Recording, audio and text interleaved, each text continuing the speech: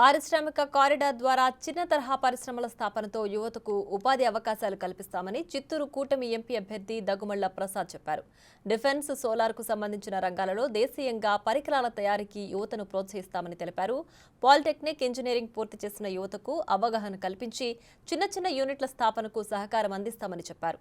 చిత్తూరు నియోజకవర్గంలోనే 2000కు పైగా యూనిట్లు ఏర్పాటు చేయొచ్చని చెప్పారు. పొరుగు రాష్ట్రాల్లో కొనుగోలుదారులతో ఒప్పందాలు చేసుకుని స్థానికంగా ఉత్పత్తులను ప్రోత్సహిస్తామని చెప్పారు. కొన్ని వందల గ్రాడ్యుయేట్స్, ఇంజనీరింగ్ గ్రాడ్యుయేట్స్, మామూలు ఆర్ట్స్ సైన్స్ గ్రాడ్యుయేట్స్, తర్వాత పాలిటెక్నిక్, ఐటీఐ నుంచి బయటకు వస్తున్నారు.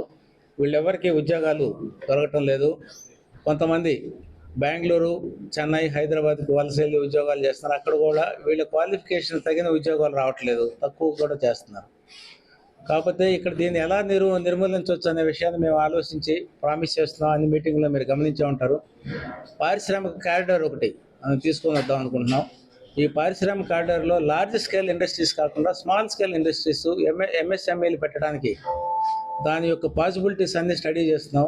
ఆల్రెడీ మీకు తెలుసు, గత ప్రభుత్వంలో ఉన్నప్పుడు తెలుగుదేశం అమర్నాథ్ రెడ్డి గారు మీకు ఏపీఐఐసి కింద కొంత ల్యాండ్ అలాట్ చేశారు ఇండస్ట్రియల్ జోన్ కింద. దానిలో ఇప్పుడు కొన్ని చిన్న చిన్న ఇండస్ట్రీస్ ఉంది, దాన్ని వాడుకొని ఎక్కువ చేద్దాం అనుకుంటున్నాం. అలాగే ప్రతి నియోజకవర్గంలో కూడా ఎక్కడెక్కడ పాసిబిలిటీ ఉంటాయో ఎంఎస్ఎంఈలు పెడదామని అనుకుంటున్నాం. ఈ ఎంఎస్ఎంఈలు ఎలా పెడతారు? అది క్యాపిటల్ కావాలి కదా. తర్వాత దీని సోర్స్ ఏంటి? ఈ విద్యార్థులు కాలేజీ నుంచి బయటికి రాగానే వీళ్ళు ఎలా అందుకుంటారు అనేది మీకు డౌట్ రావచ్చు. అయితే దానికి సంబంధించిన సెంట్రల్ గవర్నమెంట్ పెడుతున్న స్కీమ్స్ ఉన్నాయి. ఆత్మనిర్భర్ కింద, సెల్ఫ్ రిలయన్స్, ఇండిపెండెంట్ కింద ప్రజలు, యూత్ అంతా కూడా మీరు ఇండస్ట్రీలు పెట్టుకోండి, సొంతంగా సెల్ఫ్ రిలయంట్గా స్మాల్ స్కేల్ ఇండస్ట్రీస్ పెట్టుకోండి, దానికి మేము సహాయం చేస్తాం, సబ్సిడీలు ఇస్తాం అని కొన్ని ఇండస్ట్రీస్ని గుర్తించింది. అట్లా గుర్తించిన వాటిలో డిఫెన్స్ ఇండస్ట్రీ ఒకటి, డిఫెన్స్ మ్యానుఫ్యాక్చరింగ్ చేసేది ఒకటి, తర్వాత సోలార్ ఒకటి మనం ఎగ్జాంపుల్గా చెప్పుకోవచ్చు. డిఫెన్స్ వాళ్ళు ఎలా ప్రోత్సహిస్తున్నారు? మీరు పెట్టండి అంటే కుదరదు కదా.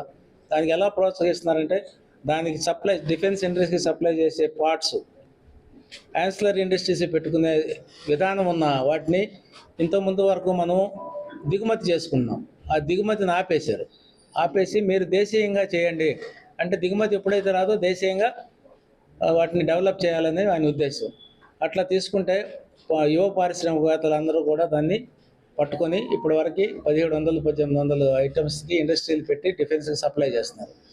తర్వాత ఇంకా కొంత మిగిలి ఉంది. మన సౌత్ మాత్రం మనం సరిగా దాన్ని క్యాప్చర్ చేసుకోలేకపోయాం. ఇప్పుడు మేము వచ్చిన తర్వాత యువత అందరికీ, ఇంజనీరింగ్ యువతకి, పాలిటెక్నిక్, ఐటీఐ చేసిన వాళ్ళకి కానీ టెక్నాలజీ ఉండి వాళ్ళకి ఉత్సాహం ఉంటే వీళ్ళందరికీ అవేర్నెస్ క్రియేట్ చేసి అట్లాంటి ఇండస్ట్రీస్, ఎంఎస్ఎంఈలు ఎస్టాబ్లిష్ చేయడానికి మేము ప్రయత్నం చేస్తాం. అలాగే దీనికి కావాల్సిన ఫైనాన్షియల్ ఇన్స్టిట్యూషన్స్ కూడా ఉంటాయి. అవసరం ఉంటుంది, ఆర్థిక అవసరాలు లేకుండా యూనిట్లు పెట్టలేవు.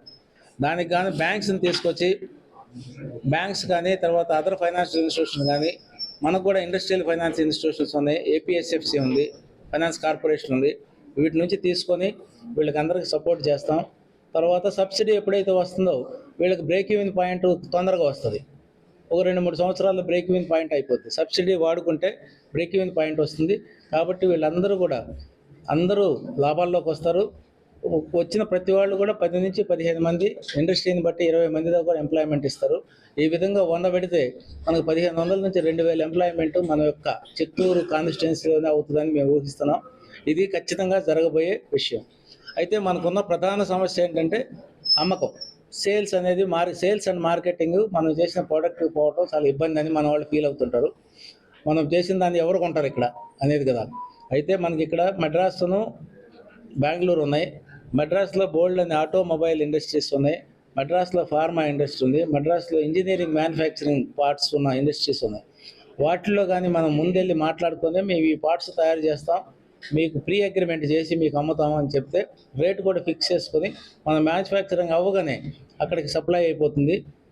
అక్కడ సప్లై అయిపోగానే మీకు అమౌంట్స్ వస్తాయి. కాబట్టి ఇండస్ట్రీ దెబ్బతినే ఛాన్స్ చాలా తక్కువ. For more videos like this, subscribe Big TV channel.